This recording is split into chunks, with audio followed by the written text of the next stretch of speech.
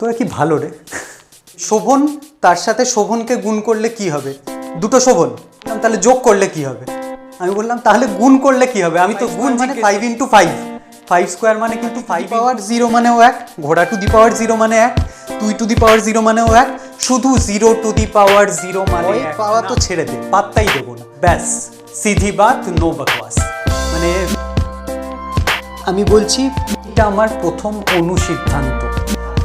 Equal to এটা লিখতে পারি? তুই বললি হ্যাঁ, তাহলে আমি আরেকটা ফর্মুলা লিখবো এখানে। এইবারে একটু থামো, তিষ্ঠ ক্ষণকাল কেটে করে উপরে পাওয়ার তুলে দিয়েছি। আমাকে একটা সমস্যার সমাধানের জন্য যদি 1 ঘন্টা বেঁধে দেওয়া হয়, আমি 55 মিনিট সমস্যাটা নিয়ে চিন্তা করি আর 5 মিনিট সমস্যাটার সমাধান নিয়ে চিন্তা করি। আমি বলিনি, বিজ্ঞানী আইনস্টাইন। কিন্তু কার্যক্ষেত্রে আমরা কি করি? আমাদের একটা সমস্যা দেওয়া হলে আমরা 55 মিনিট সমাধানটা নিয়ে আগে মাথা খারাপ করি, 5 মিনিট সমস্যাটা নিয়েও ভাবি না, তাই সমস্যার সমাধানও পাই না। তাই আমাদের ব্রহ্মাস্ত্র সিরিজ, এখানে সমস্যার গোড়ায় গিয়ে আঘাত করা হয়। আজকে টপিক 2। তোকে যদি আমি বলি 7 × 7 × 7 × 7, এইটাকে শর্টে লিখতে পারবি? তোরা বললি হ্যাঁ। এখানে আমরা 7 টু দি পাওয়ার 4 দিয়ে এটাকে শর্টে লিখতে পারবো। একদম ঠিক বলেছিস, দুর্দান্ত। 7 টু দি পাওয়ার 4, এখানে 7কে কি বলি আমরা? বেস বলি। আর 4কে কি বলি? পাওয়ার, যার বাংলা হচ্ছে ঘাত। কিন্তু ঘাত কথাটার থেকে পাওয়ার কথাটাই আমরা স্বচ্ছন্দ বেশি। এই যে জিনিসটা, এটার অপারেশনগুলো আমায় জানতে হবে। এটা হচ্ছে আমাদের খুব ইম্পর্টেন্ট একটা টপিক। তোকে ধর কেউ বলল, আচ্ছা 7 × 7, তার সাথে না আবার 7 × 7 × 7, এটাকে শর্টে কিছুভাবে লিখতে পারবে তুমি? আমি বললাম হ্যাঁ পারবো।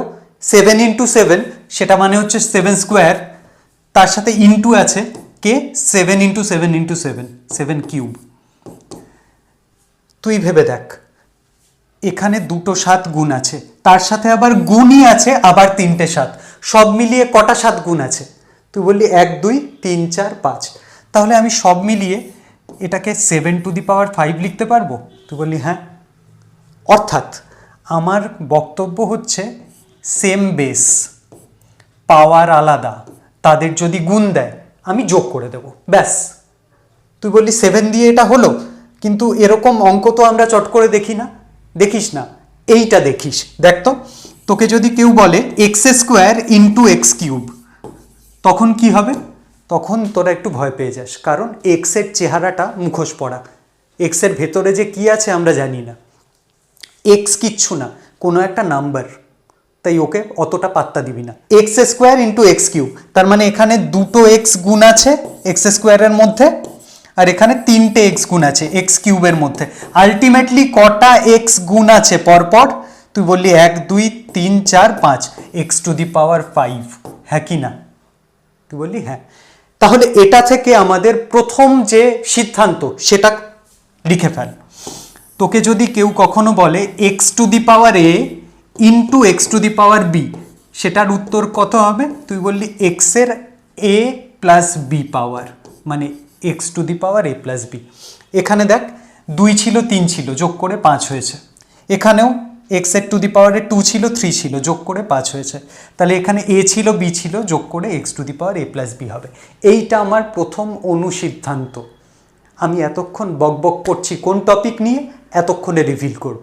এটার নাম হচ্ছে সূচক,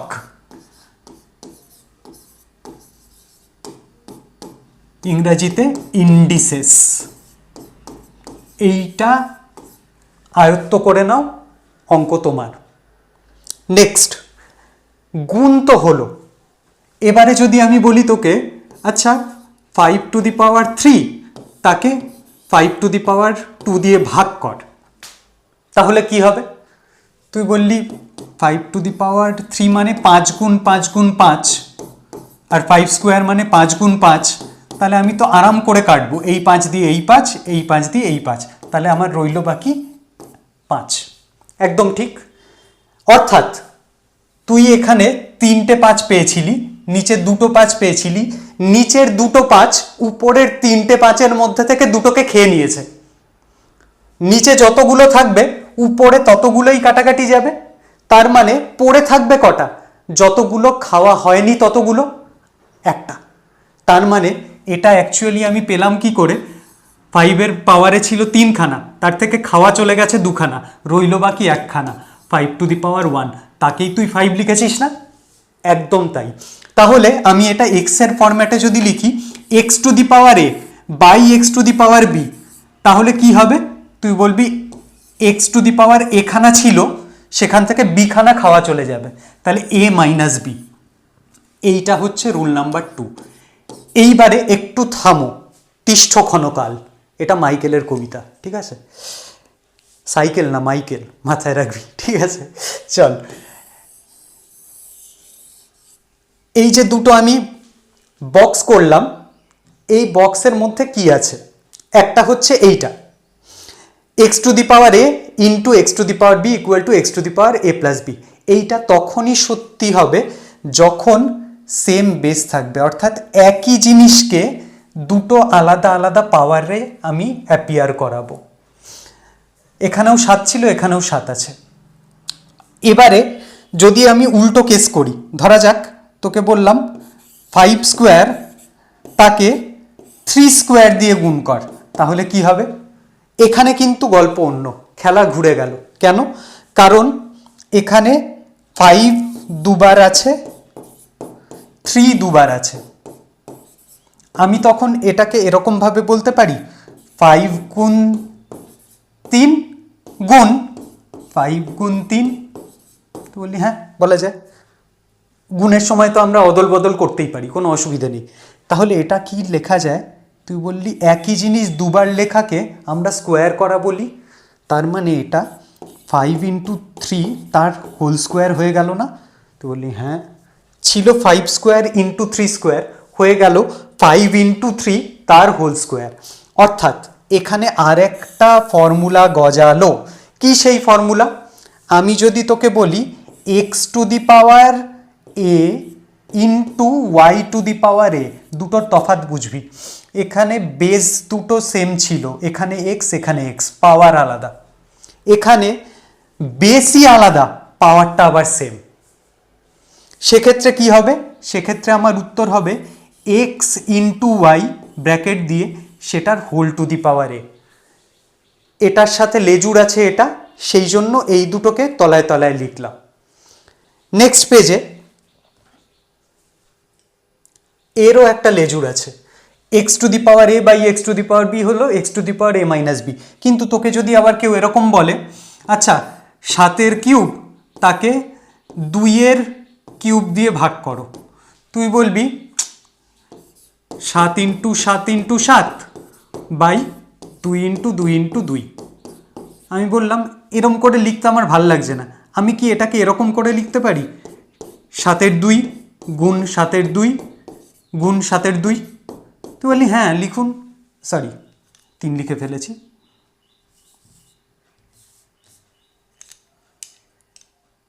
গুণ 7-এর 2।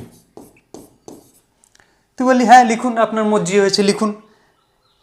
এটা লিখে কি আমি ভুল করেছি? না, কারণ লবগুলো আলটিমেটলি গুণ হবে, 7 গুণ 7 গুণ 7, হরগুলো আলটিমেটলি গুণ হবে 2 গুণ 2 গুণ 2, একই জিনিস আছে। তাহলে আমি ভুল কিছু লিখিনি।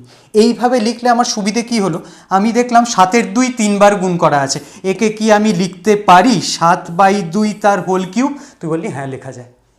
তাহলে আমি এটা ইকুয়াল টু এটা লিখতে পারি? তুই বললি হ্যাঁ। তাহলে আমি আর একটা ফর্মুলা লিখবো এখানে। তোকে যদি কখনো বলে x⁴a ডিভাইডেড বাই বা ভাগ y⁴a, তুই এটাকে লিখবি x/y, সেটা whole to the power a। তফাৎ কি? এখানে বেস সেম ছিল, বেসে x বেসে x, পাওয়ারে পাওয়ারে বিয়োগ। এখানে বেস আলাদা, পাওয়ার সেম। তাহলে বেসের মালপত্রগুলোকে একটা ব্র্যাকেটে দিয়ে দিলাম, তার কমন পাওয়ারে তুলে দিলাম একে। আগেরটাতেও তাই হয়েছে। এখানে যখন বেস সেম ছিল পাওয়ারে পাওয়ারে যোগ হয়েছে, বেস আলাদা হয়েছে, তাদেরকে একটা ব্র্যাকেটে করে উপরে পাওয়ার তুলে দিয়েছি। তাহলে গোটাটা একবার সাম আপ করছি। যদি বেস সেম থাকে এবং ভাগ থাকে, পাওয়ারে পাওয়ারে বিয়োগ হবে। দুটো কথা মাথায় রাখবে, বেস সেম হতে হবে, ভাগ হতে হবে, তাহলে পাওয়ারে পাওয়ারে বিয়োগ হয়ে যাবে। আর যদি বেস আলাদা থাকে, পাওয়ার সেম থাকে, তাদেরকে এক ঝোলায় পুরব, কমন পাওয়ার তুলব। মাথায় থাকবে? চলো, গুণের ক্ষেত্রেও তাই হয়েছিল। গুণের ক্ষেত্রে কি, যখন বেস সেম ছিল পাওয়ারে পাওয়ারে যোগ হয়েছিল। আবার দুটো কথা, বেস সেম হতে হবে, গুণ হতে হবে, তাহলে পাওয়ারে পাওয়ারে যোগ হবে। এবারে যদি বেস আলাদা হয়, এখানে এক্স এখানে ওয়াই, বেস আলাদা কিন্তু পাওয়ার দুটো সেম, তাদেরকে এক ঝোলায় পুরব, এক্স ওয়াইকে ব্র্যাকেট দেব, কমন পাওয়ারে এ তুলে দেব, ব্যাস, সিধি বাত, নো বকওয়াস। ঠিক? চলো, তোরা কি ভালো রে, ঝটপট বুঝে গেলি। এক ক্লাসে একটা স্টুডেন্ট ছিল, মানে আমি বলছি 3 ইন্টু 3 কত হয়, বলছে 6। আমি বললাম ভেবে বল, 3 ইন্টু 3 মানে 3 গুণ 3 কত হয়, 6। আমি বললাম, ছেলেটার নাম ছিল শোভন, যে শোভন, তার সাথে শোভনকে গুণ করলে কি হবে, দুটো শোভন। বললো হ্যাঁ। আমি বললাম তাহলে যোগ করলে কি হবে, বললো যোগ করলে দুটো শোভন হবে। আমি বললাম তাহলে গুণ করলে কি হবে, আমি তো গুণ জিজ্ঞেস করছি তোকে। আর কিছু বলে না। আমি বললাম বাবা রে, তোকে এক্স প্লাস এক্স বললে তুই সেটাকে 2x লিখিস, ঠিক কথা, এতে কেউ আপত্তি করেনি, কিন্তু এক্স ইন্টু এক্স লিখলে সেটা 2x না, সেটা এক্স স্কোয়ার। একই জিনিস জেরক্স করে গুণ করে দিয়েছি। 3 স্কোয়ার মানে 3 ইন্টু 3, 5 স্কোয়ার মানে 5 ইন্টু 5, 5 স্কোয়ার মানে কিন্তু 5 ইন্টু 2 না। তোরা এই ভুলটা করিস না তো, সত্যি করে বল। না, ঠিক আছে, গুড। চল, যাই হোক, তাহলে এইটুকু আমাদের মাথায় ঢুকলো। ঠিক তো? চলো, এবারে একটা মজাদার জিনিস করি। দেখ, এটা আশা করি বুঝতে পারবি।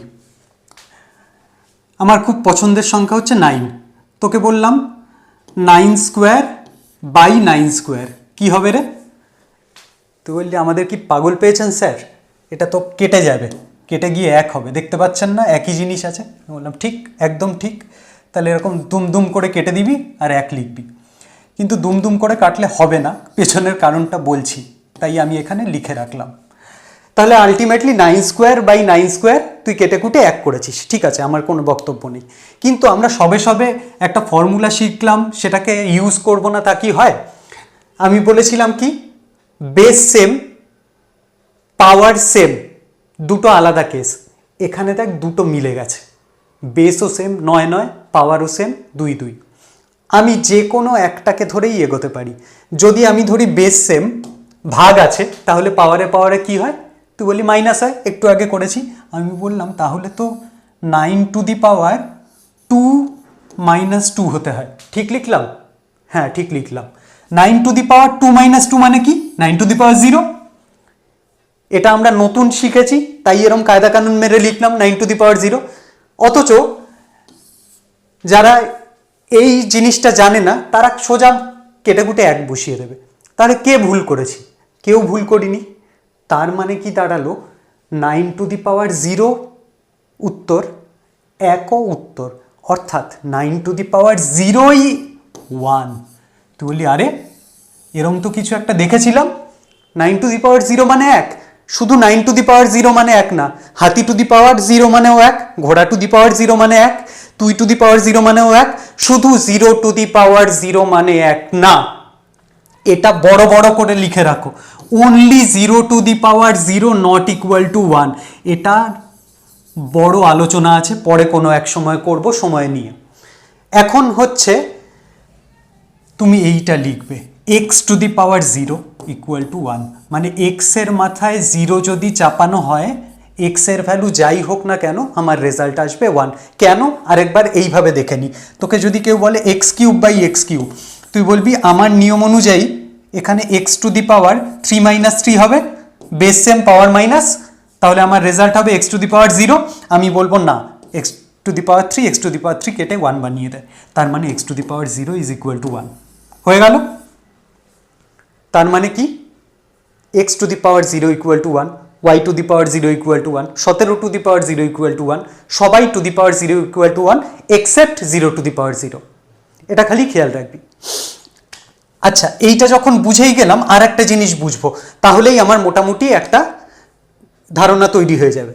তোকে যদি কেউ বলে আচ্ছা 1/x², একে কি লেখা যায়? এই যে এক, এই জিনিসটা না অঙ্কের জল। অঙ্কের জল মানে জল যেরকম তুই যে পাত্রে ঢালবি সেই পাত্রের মতো হয়ে যাবে, ও সব পাত্রের শেপ নিতে পারে। এক হচ্ছে সেরকমই, ওকে তুই যেখানে যেভাবে ইউজ করবি ও সেখানে সেইভাবে থেকে যাবে। ইন্টেলিজেন্ট সে যে এইটা জানে 1 equal to x to the power 0 হয়।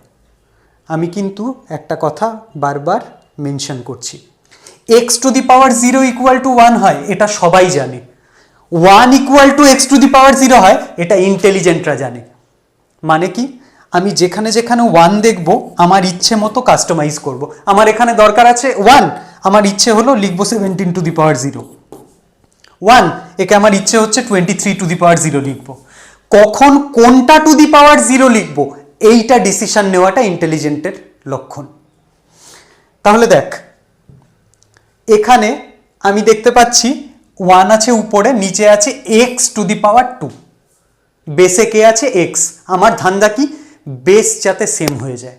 তাহলে আমি 1কে লিখবো এক্স টু দি পাওয়ার 0, কেউ আমায় আটকাবে না, আর নিচে আছে এক্স টু দি পাওয়ার 2, কেউ আটকাবে না।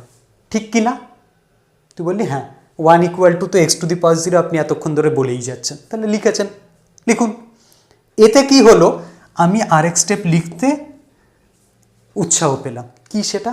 X to the power 0 by x to the power 2, base same, power আলাদা, পাওয়ারে পাওয়ারে কি হয় মাইনাস। তার মানে x to the power 0 minus 2। তোরা জীবনে 0 মাইনাস 2 লিখিস? তোরা লিখিস -2। তার মানে এই জিনিসটাই equal to x to the power -2।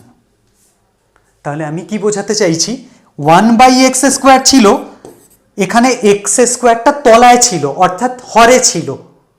হর থেকে আমি যদি লবে তুলতে চাই, আমি শুধু কি করব, 1টাকে কেটে উড়িয়ে দেবো, এক্স টু দি পাওয়ার -2 লিখে দেবো। চলো, কথা বুঝতে পারছিস? আরও কয়েকটা হাতে বসাই চল। তাহলে আমার যদি ইচ্ছা হয় লিখবো 1/y টু দি পাওয়ার 5, তুই বলবি এটাকে এক লাইনে লিখতে চান, আমি আছি, y টু দি পাওয়ার -5, এক লাইন। জাস্ট পরের লাইনে এইটা লিখবো। কেন লিখবো? পিছনের গল্প এটা। আর তোরা এই জন্যই এইগুলো মুখস্থ করিস আর ভুলে যাস, পিছনের কারণটা কেউ তোদের দেখায় না বলে। তারা হয়তো ভাবেন তোরা বুঝবি না, কিন্তু আমি ভাবি না, আমি ভাবি তোরা সব বুঝবি, তোরা আমার থেকে ভালো বুঝিস। আমি তোদের বয়সে এত বুঝতাম না, বিশ্বাস কর। ভালো হচ্ছে তো বল?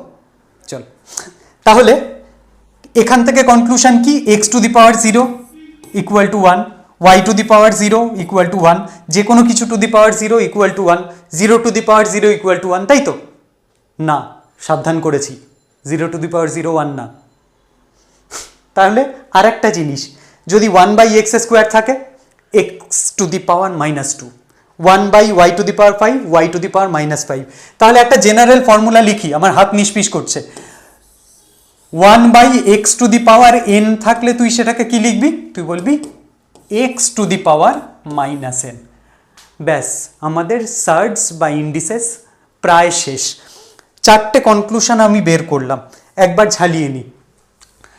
যদি x to the power a into x to the power b থাকে, অর্থাৎ বেস সেম এবং গুণ, গুণ এরকমভাবেও থাকতে পারে, গুণ এরকমভাবেও থাকতে পারে। বীজগণিতের ভাষায় এটাও গুণ, এটাও গুণ, তাই এটা দেখে ভয় পাবে না। তাহলে বেস সেম, পাওয়ার আলাদা, গুণ আছে। কনক্লুশন কি? পাওয়ার যোগ করো, পাওয়ার অ্যাড করো, পাওয়ার যোগ করো। তাহলে রেজাল্ট কি? X to the power a plus B.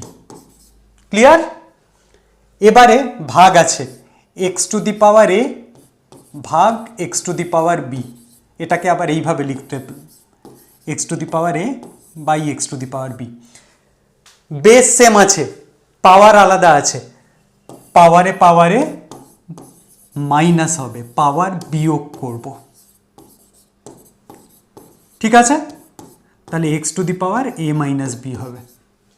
ঠিক, চলো তাহলে কি বলছি, বেস সেম, গুণ আছে পাওয়ারে পাওয়ারে যোগ, বেস সেম, ভাগ আছে পাওয়ারে পাওয়ারে বিয়োগ। এবারে কি, বেস আলাদা গুণ আছে, তখন কি হবে, ব্র্যাকেট করে কমন পাওয়ার চাপাও। ব্র্যাকেটে কাকে রাখবে, যে দুটো বেস নকশা করছিল তাদের, তার মানে এক্স আর ওয়াইকে পাশাপাশি ব্র্যাকেট করে তাদের গোটাটার মাথায় একে তুলে দাও। অর্থাৎ আমি বলতে চাইছি, ছোট্ট করে একটু দেখে নে, তোকে যদি কেউ কখনো বলে 2 ইন্টু 3 সেটা টু দি পাওয়ার 4 আছে, তার অর্থ হচ্ছে 2 এর মাথাতেও 4 আছে গুণ 3 এর মাথাতেও 4 আছে। এটা দেখে আবার আনন্দ করে 2 ইন্টু 3 টু দি পাওয়ার 4 লিখে দিও না, ষষ্ঠী পুজো হয়ে যাবে কিন্তু। ঠিক আছে, তাহলে এটা মাথায় রাখবে। এইটা ঠিক, নিচেরটা ঠিক, উপরেরটা ভুল, এটা ভুল, এটা ঠিক। তাহলে যে কথা বলছিলাম আর কি, এবারে বেস আলাদা, পাওয়ার সেম, ভাগ আছে, তাহলে কি হবে, আবার ঝোলায় পড়ো বেসগুলোকে, ভাগ থাকলে ভাগ, মাথায় পাওয়ার তুলে দাও, হলো। Last x to the power 0 কি হবে, 1, 1 by x to the power n কি হবে, x to the power minus n. তাহলে এই যে জিনিসগুলো করলাম, 1 2 3 4 5 6, এই 6টা আমার ওয়েপন রেডি হলো। এটা কিন্তু টু দি পাওয়ারে আছে রে বাবা, হ্যাঁ, two the power minus N. এই 6টা ওয়েপন, কিছু যদি না পারো শুধু এই 6টা জিনিস মুখস্থ করে যাও, তুমি সার্ডসের অঙ্ক, সূচকের অঙ্ক কোনোটাই আটকাবে না, আমার গ্যারান্টি। এবারে এইগুলো নিয়ে কিভাবে ছিনিমিনি খেলবো সেটা আসছি, কনফিডেন্স পাচ্ছ? এইভাবে আমরা এগিয়ে যাব, ঠিক আছে? কোনো ভয় রাখবে না মনের মধ্যে। আমরা এই ছোট্ট 5-6টা জিনিস দিয়ে কত বড় বড় কেস উদ্ধার করে দিই, দেখতে থাকো।